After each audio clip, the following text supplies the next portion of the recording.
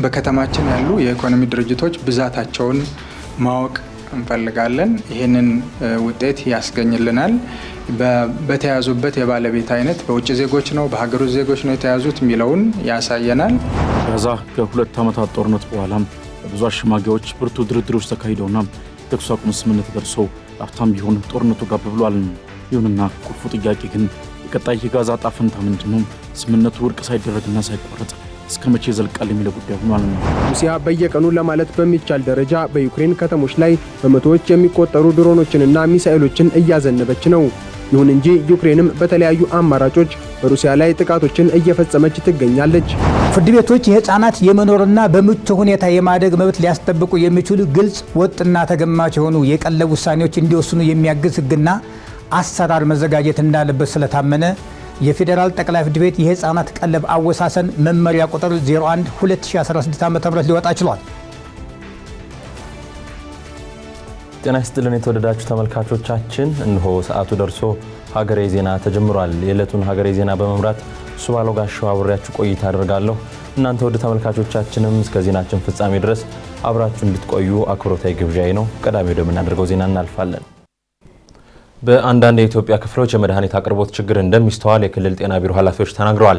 የግዢ ሂደት መጓተትና የመረጃ ክፍተት መኖር እንደ ምክንያት ያነሱት ኃላፊዎቹ ችግሮቹን ለመፍታት አጽንኦት ሰጥቶ መስራት ይገባል ብለዋል። የኢትዮጵያ መድኃኒት አቅራቢ አገልግሎት በበኩሉ አሉ የሚባሉ ክፍተቶችን ለመፍታት እየሰራ መሆኑን ገልጿል። ዳግም ተገኝ ተጨማሪውን አዘጋጅቷል። የኢትዮጵያ መድኃኒት አቅራቢ አገልግሎት መድኃኒቶችና የሕክምና መገልገያዎችን በማቅረብ ረገድ ከአፍሪካ ቀዳሚ ለመሆን እየሰራ መሆኑን አስታውቋል። እንደ ሀገር ካለው ከፍተኛ የመድኃኒት ፍላጎት ጋር ተያይዞም በአንዳንድ ክልሎች የመድኃኒት ስርጭት ችግር እንደሚስተዋል ተነግሯል። አገልግሎቱ ከተለያዩ ባለድርሻ አካላት ጋር በመነጋገር የመድኃኒት ብክለት መጠንን ለመቀነስ እየሰራ ቢገኝም የመድኃኒት ግዢ እስከሚፈጸም ድረስ የተወሰኑ የመድኃኒት አቅርቦት መቆራረጥ እንደሚስተዋል የገለጹት የኢትዮጵያ መድኃኒት አቅራቢ አገልግሎት የሐዋሳ ክላስተር ስራ አስኪያጅ ዘመን ለገሰ እንዲህ ያሉ መቆራረጦችን ለማስተካከልም ክላስተሩ ከህት ቅርንጫፎች ጋር በመነጋገር መፍታት እንደተቻለ ተናግረዋል። በተወሰነ ደረጃ ያው በተለይ በጤና ፕሮግራም መድኃኒቶች በኩል ችግር የለም። አልፎ አሁን ያለው በተለይ በአዲስ መልክ ውል ተገብቶ መድኃኒቶቹ ግዢ እስከሚፈጸሙ ድረስ የተወሰኑ መድኃኒቶች አቅርቦት መቆራረጥ ነበር። እሱን ግን ሙሉ በሙሉ ከዋና መስሪያ ቤትና ከህት ቅርንጫፎች ጋር በመቀናጀት ቅድም ሪፖርቱ ላይም እንዳየነው ከአንዱ ቦታ ወደ ሌላ ቦታ ትራንስፈር በማድረግ አቅርቦቱን ለማሻሻል እየተሰራ ነው ያለው። ግን እነዚህ ህይወት አድን የሆኑ መድኃኒቶች አቅርቦት ላይ ግን ያን ያለጎላ ችግር የለም። የማዕከላዊ ኢትዮጵያ ክልል ጤና ቢሮ የመድኃኒትና የሕክምና መሳሪያ ዳይሬክቶሬት ዳይሬክተር ዳርግቾ አህመድ በበኩላቸው የመድኃኒት አቅርቦት ችግር እንዳለ በተደጋጋሚ የሚነገር ቢሆንም ከቀደሙት ጊዜያት አንጻር የመድኃኒት አቅርቦት ችግር አለ የለም የሚለውን ለማወቅ ጥናት መስራት እንደሚያስፈልግ ተናግረዋል። አቶ ዳርግቾ አክለውም በማዕከላዊ ኢትዮጵያ ክልል የጸረ ተዋሲያን መድኃኒት አቅርቦት ችግር እንዳለ አንስተዋል።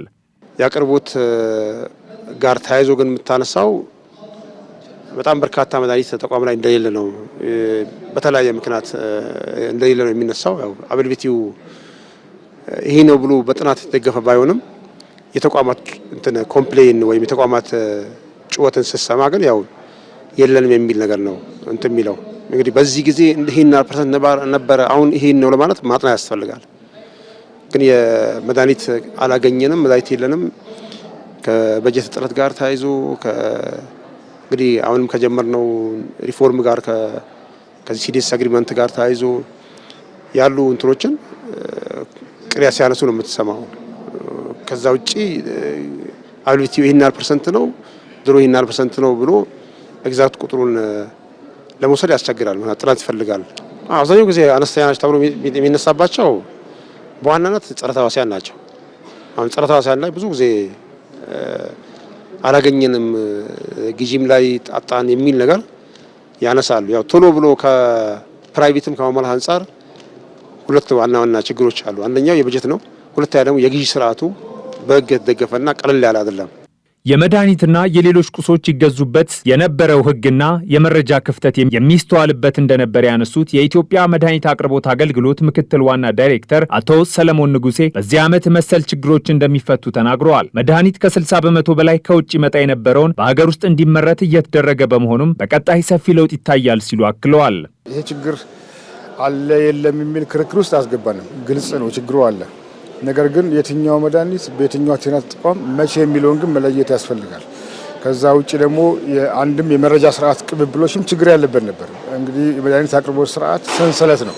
ሰንሰለቱ ብዙ ተዋናያኖች አሉት። ስለዚህ ይሄ ችግሮችን ለመቅረፍ የመድኃኒት አቅራቢ አገልግሎት ብቻውን ብዙ ሊገፋ ይችላል፣ ግን አይወጣውም ይህን ችግር። ከዛ አኳያ ነው። ስለዚህ ምናልባት እንግዲህ የትኛው መድኃኒት መቼ የሚለውን ማወቅ ያስፈልግ ይሆናል። እንዳጠቃላይ ግን ችግሩ ትክክል ነው። ጤና ተቋማት በአግባቡ መድኃኒት ተንብየው ለዚህ የሚሆን በጀት ይዘው የሚፈለጋቸው መድኃኒት በሚፈለገው ቦታ ትኩረት ሰጥተው ከመጠየቅ አንጻር ክፍተት አለ። ያን ጥያቄ ያን ምጣኔ ባለማወቃችን ደግሞ አቅርቦት ጋር እኛ ጋር ችግር አለ። ስለዚህ አልተናበብንም ማለት ነው። በዋናነት በአቅርቦት ሰንሰለቱ የሚታየው አለመናበብ ነው። ሌላው እንግዲህ በአዋጅ አንዳንዶቹ የህግ ማዕቀፍ ያገዱን ጉዳዮች ነበሩ። ይህንን በተለይ ባለፉት ዓመታት በአብዛኛው ለዚህ የሚመለከታቸው ትላልቅ ቫልዩ ሊሰጡን የሚችሉት የስቴክሆልደሮችን በማሳተፍ በተለይ በህግ ማዕቀፍ አንጻር ያሉ ችግሮችን የፈታንበት ነው።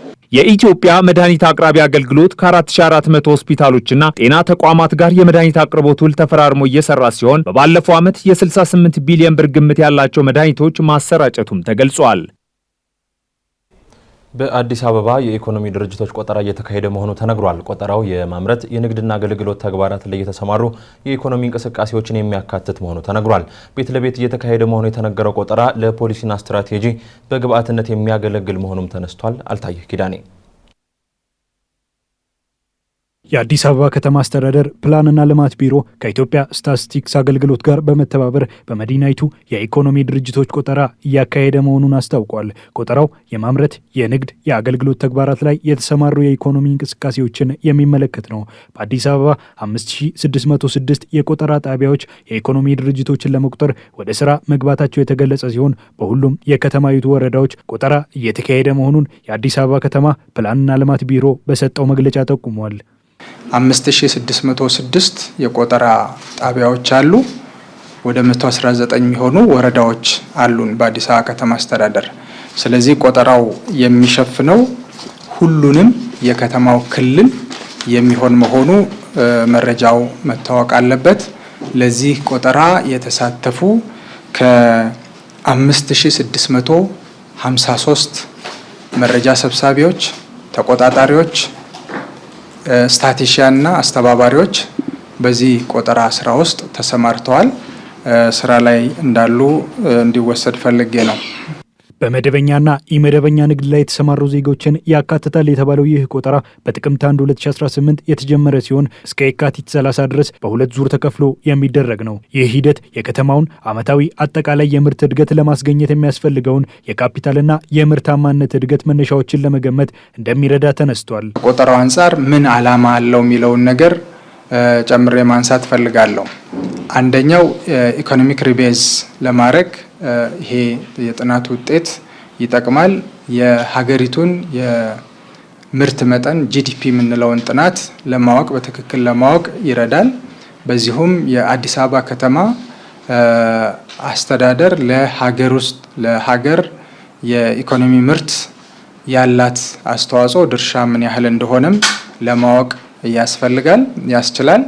በተጨማሪም የከተማችንን ግሮስ ሲቲ ፕሮዳክት የምንለው የከተማችንን ኢኮኖሚ አካውንት ምን ያህል ነው የሚለውን ያሳውቀናል። የኢትዮጵያ ስታቲስቲክስ አገልግሎት የመካከለኛ ዘመን እቅድ አካል የሆነው ይህ ቆጠራ ለጥናትና ለፖሊሲ እንዲሁም ስትራቴጂ በግብዓትነት እንደሚያገለግል ተመላክቷል። ሀገሬ ቴሌቪዥን በሀገሪቱ ኢኮኖሚ ውስጥ በኢመደበኛ ንግድ ላይ በመሳተፍ አስተዋጽኦ እያደረጉ ያሉ ነጋዴዎችን አግኝቶ በቆጠራው ለማሳተፍ ያለውን ፈተና በመግለጽ ላነሳው ጥያቄ ተከታዩ መልስ በኃላፊዎች ተሰጥቷል።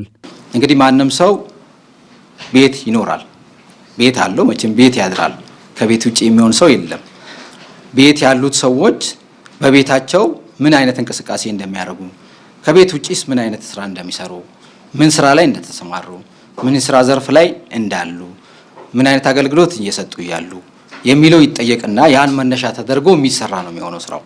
ስለዚህ ከዛ ነው ወደ ድርጅትም ካለ ወደ ድርጅት ይኬዳል። ቤት ውስጥም የሚያንቀሳቅሱ ቤታቸው ውስጥም የሚሰሩ አሉ፣ ከቤት ውጭም የሚሰሩ አሉ፣ ነጋዴም አለ፣ ሱቅ ያለውም አለ፣ የሌለውም አለ፣ አየር ባየር የሚሰራ አለ። ይሄን ሁሉ ሰው ልናገኝ የምንችለው ቤት ነው። አይዘር ቤቱም ነው ኦር ደግሞ ያለበት ድርጅቱ ቦታ ላይ የምናገኘው። ስለዚህ እነዚህ ሰዎች የጥያቄው የሚቀርበው አቀራረጽና የሚጠየቀው ጥያቄ ለዚህ የተዘጋጀው መጠይቆቹ ለኛ ልጆቹ የሚያቀርቡት መጠይቅ ላይ የተመሰረተ ይሆናል ማለት ነው። በከተማችን ያሉ የኢኮኖሚ ድርጅቶች ብዛታቸውን ማወቅ እንፈልጋለን። ይህንን ውጤት ያስገኝልናል። በተያዙበት የባለቤት አይነት በውጭ ዜጎች ነው በሀገር ውስጥ ዜጎች ነው የተያዙት የሚለውን ያሳየናል። የድርጅቶቹን መጠንና ያወቃቀራቸውን ሂደት ይሄ ማለት ከጥቃቅን አነስተኛ፣ መካከለኛ እስከ ከፍተኛ ድረስ ያሉ ድርጅቶችን ያሳየናል። እነዚህ ድርጅቶች በመደበኛ ኢኮኖሚ ውስጥ ነው ያሉት ወይስ መደበኛ ባልሆነው ኢንፎርማል ኢኮኖሚ ነው ወይስ ፎርማል ኢኮኖሚ ውስጥ ነው የሚንቀሳቀሱት የሚለውንም ለመለየት ያስችለናል ማለት ነው። በእነዚህ ድርጅቶች ውስጥ ታቀፈው ያሉ የሰራተኞችን ብዛትም ለማወቅ ያስችለናል። ቆጠራው በተመሳሳይ ወቅት በሀገር አቀፍ ደረጃ እየተደረገ መሆኑ የተገለጸ ሲሆን ማህበረሰቡ ለመረጃ ሰብሳቢዎች ትብብር እንዲያደርግ ጥሪ ቀርበዋል። እስራኤልና ሐማስ በድጋሚ ወደ ግጭት ቢገቡም የሰላም ስምምነቱ ተግባራዊነት ይቀጥላል ሲሉ ፕሬዚዳንት ዶናልድ ትራምፕ አስታውቀዋል። ከዚህ ባለፈ አሜሪካ በጦርነቱ ሙሉ በሙሉ ማለት በሚያስችል ደረጃ የፈራረሰችውን ጋዛን መልሶ ለመገንባት $50 ቢሊዮን ያስፈልጋል ብላለች። ሙሴ ከበደ ተጨማሪውን አዘጋጅቷል። በጋዛ ከ2 ዓመታት ጦርነት በኋላ በብዙ አሸማጊዎች ብርቱ ድርድሮች ተካሂደውና የተኩስ አቁም ስምምነት ተደርሶ ላፍታም ቢሆን ጦርነቱ ጋብ ብሏል። ይሁንና ቁልፉ ጥያቄ ግን የቀጣይ የጋዛ ዕጣ ፈንታ ምንድነው? ስምምነቱ ውድቅ ሳይደረግና ሳይቋረጥ እስከ መቼ ይዘልቃል የሚለው ጉዳይ ሆኗል።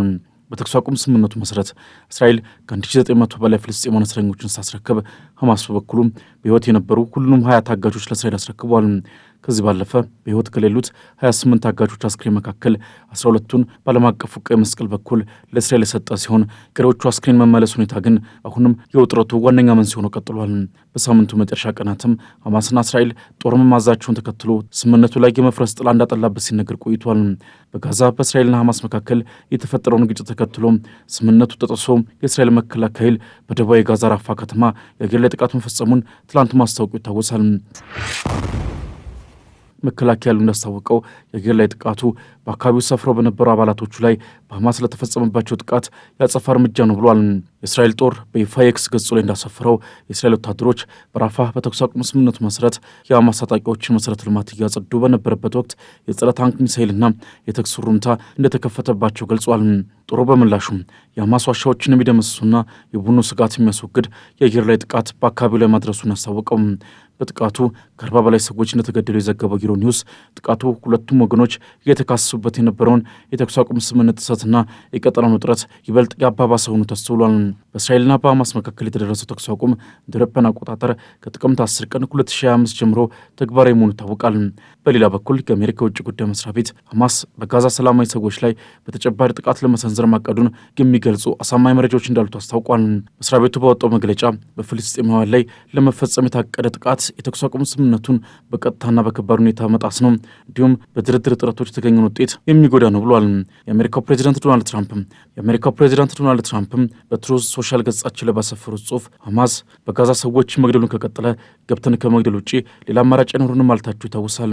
ሆኖም ፕሬዚዳንት ትራምፕ ምንም እንኳን የተኩስ አቁም ስምምነቱ በከፍተኛ ስጋት ቢታጠርም በብርቱ ልፋት ተሳካው የጋዛው ሰላም ስምምነት ጸንቶ ይቆያል ሲሉ ከጋዜጠኞች ጋር በነበራቸው ቃለ መጠይቅ ወቅት አስታውቀዋል።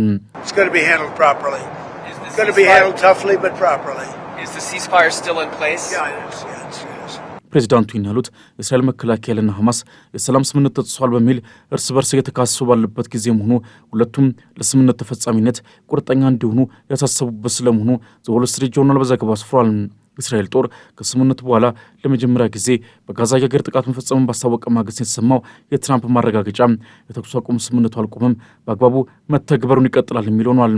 ሐማስም የተኩስ አቁም ስምምነቱን በአግባቡ ተግባራዊ ለማድረግ ቁርጠኛ መሆኑን ገልጿል።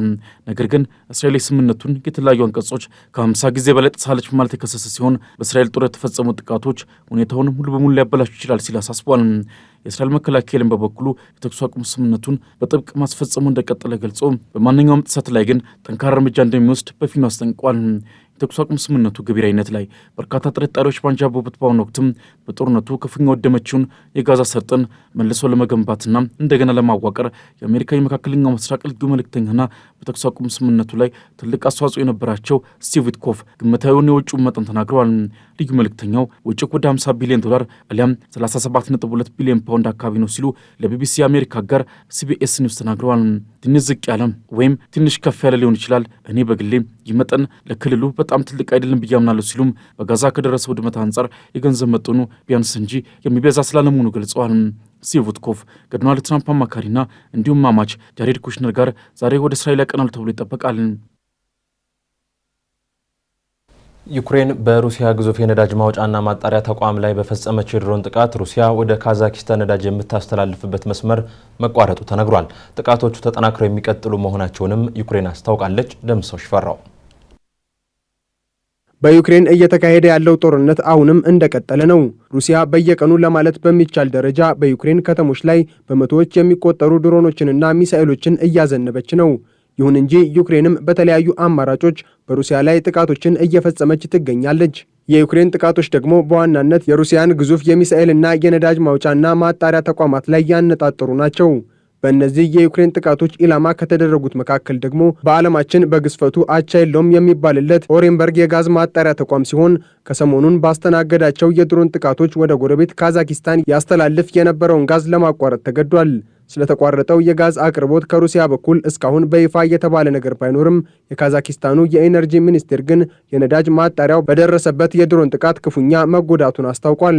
ዩክሬንም በሩሲያ የኃይል መሰረተ ልማቶች ላይ ፈጽሜዋለሁ ባለችው ጥቃት በኦሬንበርግ ግዛት ከሚገኘው የነዳጅ ማውጫ በተጨማሪም በሳማራ ግዛት በሚገኘው የነዳጅ ማጣሪያ ላይ ከባድ ጉዳት መድረሱን አስታውቃለች። እንደ ዩክሬን ገለጻ ከሆነ ጦርነቱ ከተጀመረበት ጊዜ አንስቶ በሩሲያ ላይ ስትፈጽማቸው ከነበሩ ጥቃቶች በተለየ መልኩ ካሳለፍነው ነሐሴ ጀምሮ በሩሲያ የኃይል መሰረተ ልማቶች ላይ ትኩረት ማድረጓ ይነገራል። እነዚህ ጥቃቶች ከዚህ በኋላም ተጠናክረው የሚቀጥሉ መሆናቸውን ከዩክሬን ወታደራዊ ባለስልጣናት በኩል የሚሰነዘሩ አስተያየቶች ጠቋሚ ናቸው። ዩክሬን በሩሲያ የኃይል መሰረተ ልማት ላይ ትኩረት ያደረገችው ደግሞ በብዙ ዓለም አቀፍ ማዕቀቦች ውስጥ የምትገኘው ሩሲያ ለጦርነቱ ማስኬጃ ሀብት የምታገኘው ከእነዚህ የኃይል ማመንጫዎች እንዲሁም የነዳጅ ማስተላለፊያዎች በመሆኑ ነው። ይህንን አስመልክቶ የአሜሪካው ፕሬዝዳንት ዶናልድ ትራምፕ ከሩሲያ ነዳጅ የሚገዙ አገራትን ሲተቹና ሲያስጠነቅቁ መቆየታቸው ይታወሳል። ከሩሲያ ከፍተኛ የነዳጅ ገዢ አገራት መካከል በዩክሬኑ ጦርነት ሩሲያን በጠላትነት ከፈረጁት የኔቶ እና የአውሮፓ ሕብረት አባል አገራት ድርሻ የሚናቅ እንዳልሆነ ትራምፕ ይናገራሉ። ጦርነቱንም በራሳቸው ገንዘብ እየደገፉት ያሉት ምዕራባውያኑ አገራት መሆናቸውን በመግለጽ ከሩሲያ የሚገዙትን ነዳጅ እንዲያቆሙ በተደጋጋሚ ሲያስጠነቅቁም ነበር። ጥቃቱ በተፈጸመባቸው የሩሲያ ግዛቶች ውስጥ መደበኛ የአየር ትራንስፖርት እንዲሁም የኢንተርኔት አገልግሎቶች ተቋርጠው እንደነበረ የገለጹት ደግሞ የሳማር ግዛት አስተዳዳሪ የሆኑት ቪያቼስላቭ ፌዶርስቼቭ ናቸው። የሩሲያ ጦር ይፋ ባደረገው መረጃ ደግሞ ጥቃቱ በተፈጸመባቸው ግዛቶች 45 የዩክሬን ድሮኖች በሩሲያ ጦር ተመተው መውደቃቸውን አስታውቋል። ከእነዚህም መካከል 12ቱ በሳማራ፣ 11ዱ በሳራቶቭ እንዲሁም የነዳጅ ማጣሪያው በሚገኝበት ኦሬንበርግ ደግሞ አንድ ድሮን ተመቶ መውደቁን ነው የገለጸው። ታዲያ እነዚህ የዩክሬን ጥቃቶች የሩሲያን የበቀል እርምጃ የከበደ እንደሚያደርገው ይገመታል። ሁለቱን አገራት ወደ ሰላም ለማምጣት እየተደረጉ ያሉ ሙከራዎችም ውጤታቸው እንዲርቅ ያደርገዋል ተብሎ ይገመታል። በዚህ ላይ ደግሞ ሁለቱን አካላት በማሸማገል ከፍተኛ ግምት የሚሰጣቸው ዶናልድ ትራምፕ ተለዋዋጭ የሆነ አቋም የዩክሬኑ ጦርነት መቋጫ አጠራጣሪ እንዲሆን አድርጎታል። ከሰሞኑን ከሩሲያው ፕሬዝዳንት ቭላዲሚር ፑቲን ጋር የስልክ ውይይት ያደረጉት የአሜሪካው ፕሬዝዳንት ዶናልድ ትራምፕ ወደ ቀደመው አቋማቸው ተመልሰዋል። ሁለቱ መሪዎች በአላስካ አድርገውት የነበረውን ውይይት ተከትሎ በአሜሪካና በሩሲያ ዲፕሎማሲያዊ ግንኙነት እንዲሁም በዩክሬን እየተካሄደው ባለው ጦርነት ላይ ተጨባጭ ለውጥ ይኖራል የሚል ከፍተኛ ተስፋ ተደርጎ ነበር። ይሁን እንጂ ፑቲን አሜሪካን እያታለሉ ነው በማለት ከአሜሪካ በኩል ወቀሳ አዘል መልእክቶች በተደጋጋሚ ሲሰነዘሩ ተደምጧል። ከቀናት በፊት ደግሞ ትራምፕና ፑቲን በስልክ ያደረጉትን ውይይት ተከትሎ አዳዲስ የመልካም ግንኙነት ተስፋዎች መታየት ጀምረዋል። በዚህ የስልክ ውይይት ሁለቱ መሪዎች ዳግም በአካል ተገናኝተው እንደሚወያዩ ቀጠሮ የያዙበት እንደሆነም ተገልጿል። ውይይታቸውም በዋነኝነት የዩክሬኑ ጦርነት የሚቋጭበት ሁኔታ ሲሆን ትራምፕ ይህንን የስልክ ውይይት ካደረጉ ከቀናት በኋላ ለጋዜጠኞች በሰጡት ቃለ ምልልስ ዩክሬን ግዛቷን ለሩሲያ አሳልፋ መስጠት አለባት ሲሉ ተደምጠዋል። ረጅም ጊዜ የወሰደው የዩክሬኑ ጦርነት ሲጠናቀቅ ኪየቭ ለሞስኮ የተወሰነ ሀብት መስጠት እንደሚጠበቅባት ግምት ውስጥ መቀመጥ አለበት ሲሉ መናገራቸውን ዘስታንዳርድ ይዞት በወጣው ዘገባ አስነብቧል። ይህ የትራምፕ ሀሳብ በአብዛኛዎቹ የሪፐብሊካን ፓርቲ አባላት በኩል ከፍተኛ ተቀባይነት ያለው ሀሳብ ሲሆን የተለያዩ የፓርቲው አባላትም ሩሲያ አሁን ሌሎች የዩክሬን ግዛቶችን ለመቆጣጠር እንዲሁም ዩክሬንን ለማውደም እየገሰገሰች እንደሆነ በመግለጽ ጦርነቱ እንዲቆም ከተፈለገ ሩሲያ የሆነ ተጨማሪ ነገር ማግኘት እንዳለባት ያስቀምጣሉ። ትራምፕ ከዚህ ቀደም ይህንን አይነቱን ሀሳብ ሲያንጸባርቁም ተደምጠዋል። በተለይም ደግሞ ከአላስካ ውይይት ቀደም ብለው ባደረጓቸው ንግግሮች ጦርነቱን ለማስቆም ከሩሲያ ጋር በሚደረገው ድርድር ዩክሬን የተወሰኑ ግዛቶቿን ማጣቷ አይቀሬ እንደሆነ መናገራቸው ይታወሳል። በአሁኑ ንግግራቸው ደግሞ ሩሲያ ከተቆጣጠረቻቸው ግዛቶች በተጨማሪም አሁን ላይ ምንነታቸው በግልጽ ያልተነገሩ ሀብቶችንም የራሷ ማድረግ ይኖርባታል የሚል ነው። ይህም እውን እንዲሆን በዩክሬኑ ፕሬዝዳንት ቮሎዶሚር ዜሌንስኪ ላይ በአሜሪካ በኩል ጫናዎች እየተደረጉ እንደሚገኙ የሮይተርስ ዘገባ ያሳያል።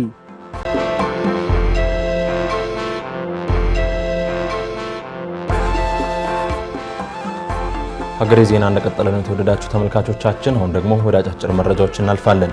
የኢትዮጵያ እስልምና ጉዳዮች ጠቅላይ ምክር ቤት ፕሬዝዳንት የነበሩት የተቀዳሚ ሙፍቲ ሀጂ ዑመር ኢድሪስ የቀብር ስነ ስርዓት ተፈጽሟል። ተቀዳሚ ሙፍቲ ሀጂ ዑመር ኢድሪስ ባደረባቸው ህመም በሕክምና ሲረዱ ቆይተው ነው ከዚህ ዓለም በሞት የተለዩት።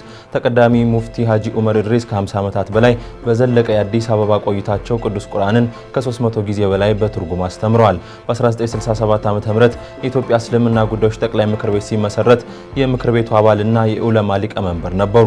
ከ2010 መጋቢት እስከ ግንቦት ወር 2014 ዓ.ም ድረስም የኢትዮጵያ እስልምና ጉዳዮች ጠቅላይ ምክር ቤቱን በፕሬዝዳንትነት እንዲሁም የኢትዮጵያ ሃይማኖት ተቋማት ጉባኤን በበላይ ጠባቂነት ሲያገለግሉ ቆይተዋል። ሀገሬ ቴሌቪዥን ለቤተሰቦቻቸው እንዲሁም ለመላው ኢትዮጵያውያን መጽናናትን ይመኛል።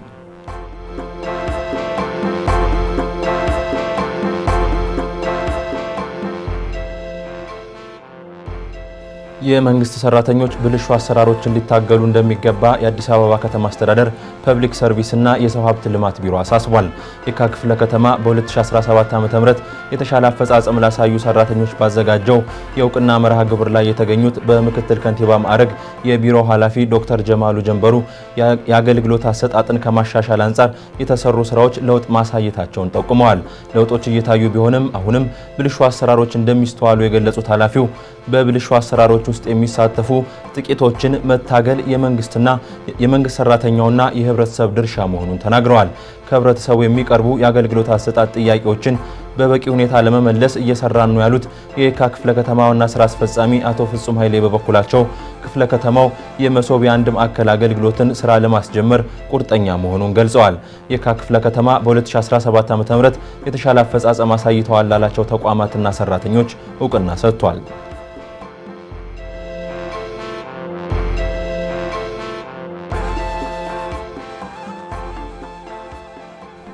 በሰሜኑ ጦርነት ወቅት የወደሙ የጤና ተቋማትን ሙሉ በሙሉ ወደ ነበሩበት መመለስ ባለመቻሉ የአርሶ አደር ቤቶችን ተከራይቶ ለመስራት መወሰኑን የትግራይ ክልል ጤና ቢሮ አስታውቋል።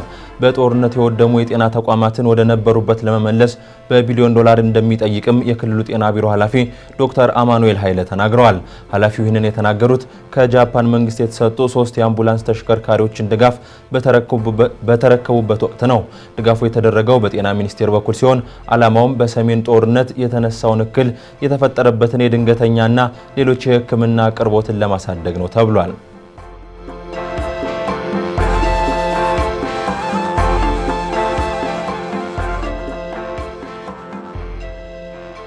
በእስር ላይ የሚገኙትን የቢያፍራ ግዛት መሪ ናምዲ ካኑ በተመለከተ በዋና ከተማ አቡጃ የተሰባሰቡ ተቃዋሚዎችን ለመበተን የናይጄሪያ ፖሊስ አስለቃሽ ጭስ ተኩሷል።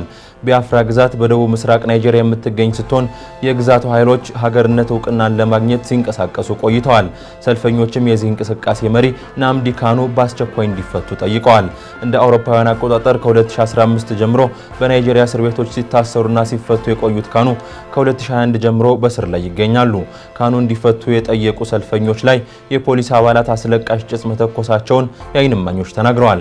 ፖሊስ በመዲናዋ የሚገኙ ዋና ዋና መንገዶችን በመዝጋቱ በተለያዩ የከተማዋ ክፍሎች ላይ ከፍተኛ ግርግር መፈጠሩም ተዘግቧል።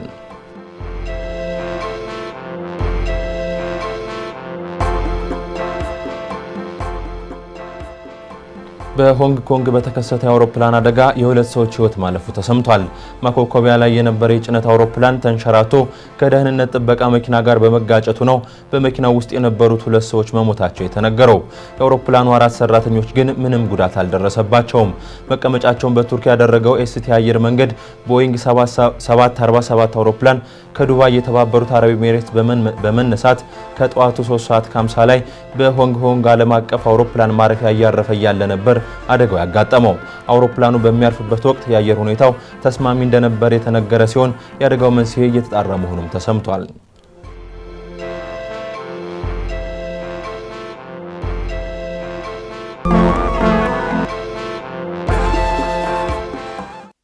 ገንዘብ ሚኒስቴር የኢንቨስትመንት ማበረታቻ ደንብን የሚተካ አዲስ ረቂቅ አዋጅ ደንብ ይፋ አድርጓል። ለልዩ ልዩ የኢኮኖሚ ዞኖችና ንዑስ አልሚዎች የስታርታፕ ለአካባቢ አየር ደህንነት ጥበቃ ኢንቨስትመንት ካፒታል አላዋንስ ለሳይንሳዊ ምርምር ስለሚሰጡ ማበረታቻዎች ዝርዝር ደንቡ በረቂቁ አዋጁ ሰፍሯል። ምህረት ደግፍ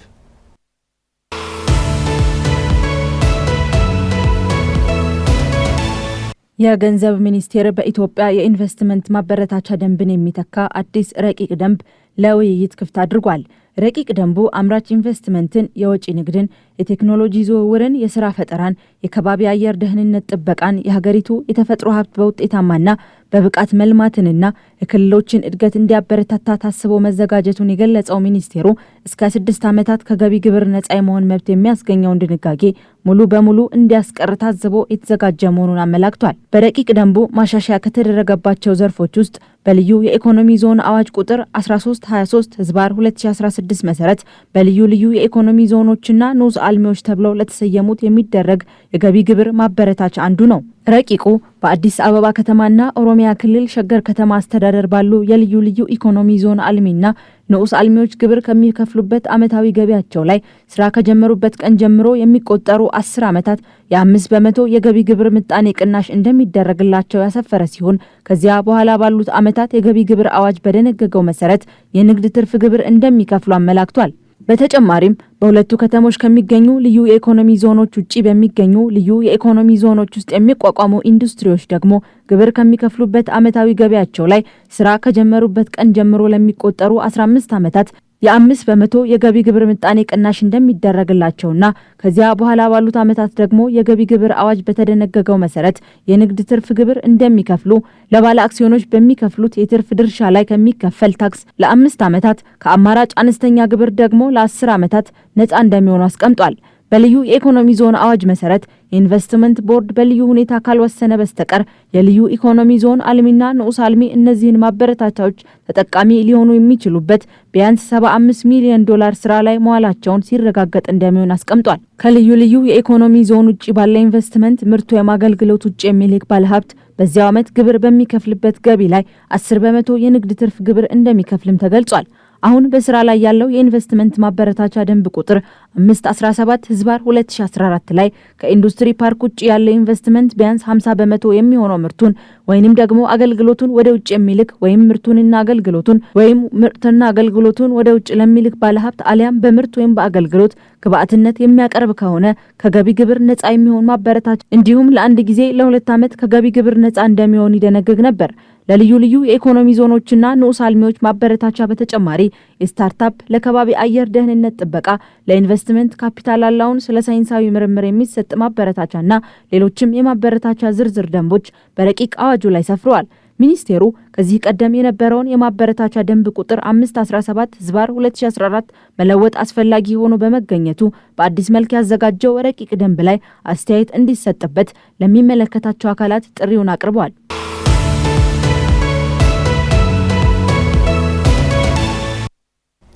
ህጻናት በተለያዩ ምክንያቶች ከእናታቸው ወይም ከአባታቸው ጋር ላይኖሩ የሚችሉበት አግባብ ይፈጠራል። በመሰል ሁኔታዎች ውስጥም ታዲያ ቀለብ እንዲቆረጥ ህግ ያስገድዳል። ቀለብ እንዴት ይቆረጣል? የክፍያ መስፈርቱስ ምንድነው? የዛሬው ከጠበቃው ጋር ጥንቅራችን ትኩረት ነው። ተከታትለን እንመለስ። ጤና ይስጥልን። ጠበቃ እንዳርገ ካሴ ነኝ። ስለ ህጻናት ቀለብ አቆራረጥ ህግ ነክ መረጃ ላካፍላችሁ።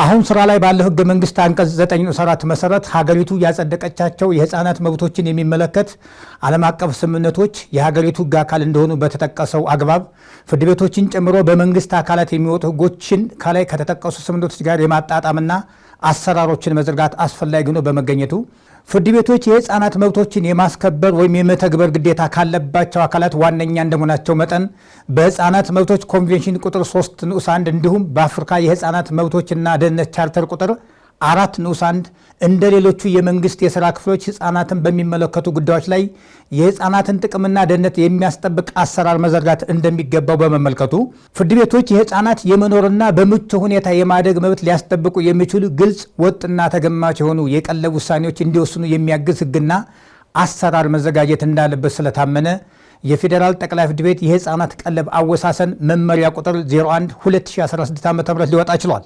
ርዕሰ ጉዳያችን የህፃናት ቀለብ አቆራረጥን የሚመለከት በመሆኑ ህፃን ማለት ከጽንስ ጀምሮ ከ18 ዓመት በታች የሆነ ሰው ማለት እንደሆነ በመመሪያው የትርጓሜ ክፍል ተገልጧል። በመመሪያው መሰረት ቀለብ የሚቆረጠው እድሜው ለአካለ መጠን የደረሰ ነገር ግን በበሽታ በአካል ጉዳተኝነት ወይም በሌላ አሳማኝ ምክንያት ለህይወቱ አስፈላጊ ነገሮች ማግኘት ላልቻለ ሰው ቀለብ ሊወሰን ይችላል።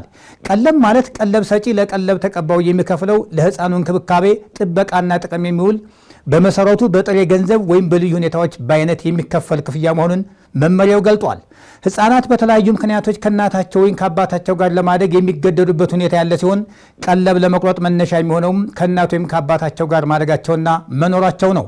ዳኞች የህፃናት ቀለብ ሲወስኑ የቀለብ ተቀባይ ህፃናት ብዛት፣ የኑሮ ሁኔታ፣ እድሜ፣ ልዩ ፍላጎትና የጤና ሁኔታን እንዲሁም የቀለብ ሰጪውን እድሜ፣ አቅም፣ የገቢና የኑሮ ሁኔታ ማመዛዘን ያለባቸው ሲሆን ወላጆች አብረው ህፃኑን ያሳደጉ ከነበረ ከመለያየታቸው በፊት ህፃኑ የለመደውን የኑሮ ሁኔታና የቀለብ ወጭ ያማከለ መሆን አለበት። ቀለብ ለመቁረጥ የቀለብ ሰጪውን ወጭና ገቢ ማወቅ የሚጠይቅ ሲሆን በመመሪያው ቀለብ የሚከፈልበት የገቢ ምንጭ ተብለው ከተጠቀሱት ደመወዝ፣ ለተጨማሪ ስራ የሚከፈል ክፍያ፣ ከመደበኛው የስራ ሰዓት ውጭ የሚከፈለው ክፍያ፣ ጉርሻዎች፣ የተለያዩ አበሎች፣ የፕሮቪደንት ፈንድ ክፍያዎችና ከቅጥር ጋር የተያያዘ ሌላ ማንኛውም ገቢ ነው።